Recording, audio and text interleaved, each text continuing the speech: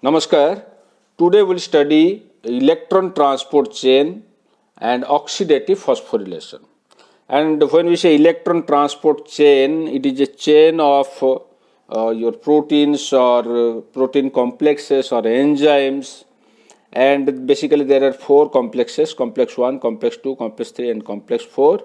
In addition to them, they have coenzyme Q and cytochrome C. So complex 1 is NADH ubiquinone oxyreductase. Complex 2 is your succinate dehydrogenase. Coenzyme Q or ubiquinone is there. Complex 3 is cytochrome BC1 complex. And complex 4 is cytochrome oxidase or cytochrome AA3. And there is also cytochrome C.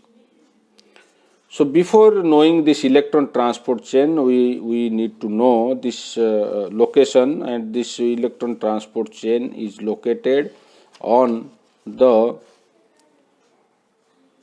inner membrane of your mitochondria, inner mitochondrial membrane. Here it is located. So this is mitochondria, and these are the cristae, and this is outer membrane and this is inner membrane, and between this space is your intermembrane space, and inside the inner membrane we have the matrix. And we know mitochondria is the powerhouse of the cell. In eukaryotic cells they produce ATP, and because of that they are called the powerhouse of the cell. And we get ATP from glucose, and glucose is in presence of oxygen is converted to carbon dioxide and water, and we get ATP. So in this process, glucose is oxidized to carbon dioxide, there is loss of hydrogen, and oxygen is reduced to water, there is addition of hydrogen. So oxygen is reduced to water, glucose is oxidized to carbon dioxide. And let us discuss this. This glucose, which is a 6-carbon molecule, is converted to 2 pyruvate molecules or pyruvic acid molecules, which are 3-carbon molecules. Then pyruvate or pyruvic acid is converted to acetyl coenzyme A. Then acetyl coenzyme A undergoes your Krebs cycle to produce your carbon dioxide and water. Okay. And in this process, this is called glycolysis, glucose to pyruvic acid.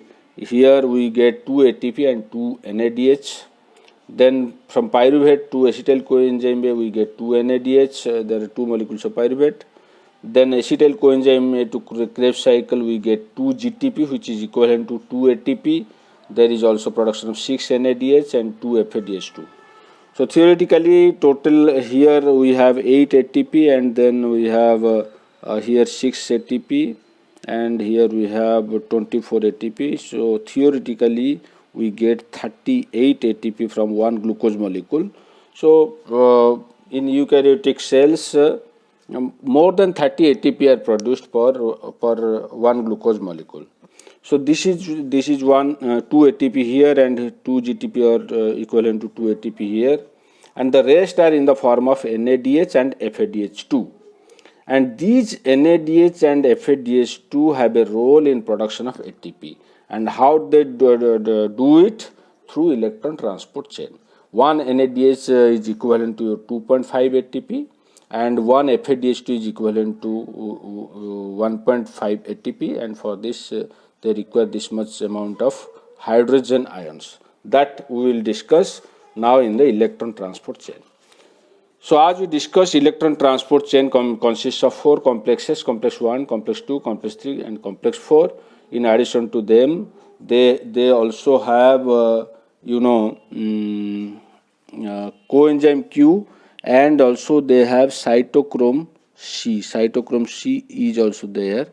Okay, so here it first NADH is the source of electron, which provides the electron to complex 1. FADH2 is the source of electron for complex 2. Now both of them, they can transfer their electron to coenzyme Q. Then coenzyme Q transfers this electron to complex 3. Then complex 3 transfers this electron to cytochrome C. Then cytochrome C transfers this electron to complex 4. And complex 4 then transfers this electron to your oxygen.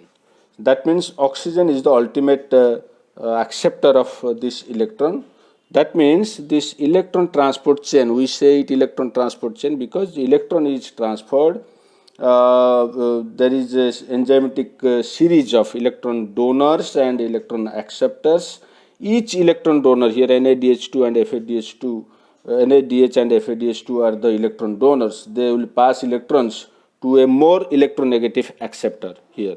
Then they will again transfer to a more electronegative acceptor, and ultimately this will continue until the oxygen receives the electron, which is the most electronegative and terminal electron acceptor in this electron transport chain.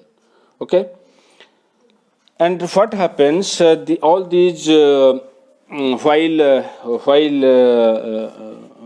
donating and accepting electrons, they release some energy, and that energy is used to pump proton or hydrogen from the matrix towards the intermembrane space.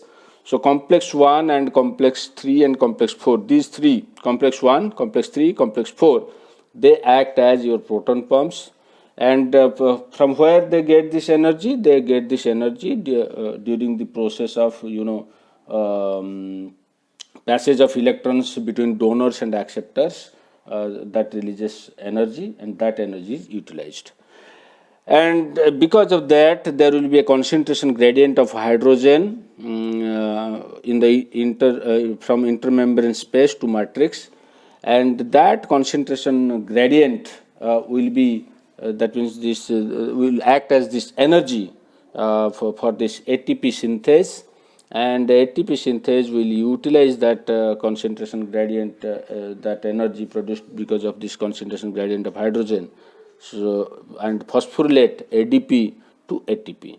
So electron transport chain helps to release electron to the oxygen atom, and oxygen along with hydrogen ions produce water.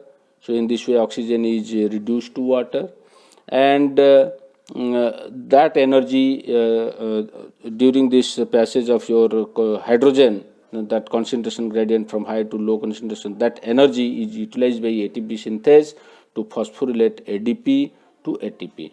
So there is utilization of oxygen, there is phosphorylation. So this is called oxidative phosphorylation. So electron transport chain helps in your oxidative phosphorylation. So we can say that electron transport chain does not produce ATP, but electron transport chain causes the creation of this concentration gradient for these protons, so that proton comes across this ATP synthase, and that energy is utilized to cause this oxidative phosphorylation, and there is production of ATP. So in this way electron transport chain helps in oxidative phosphorylation. Thank you.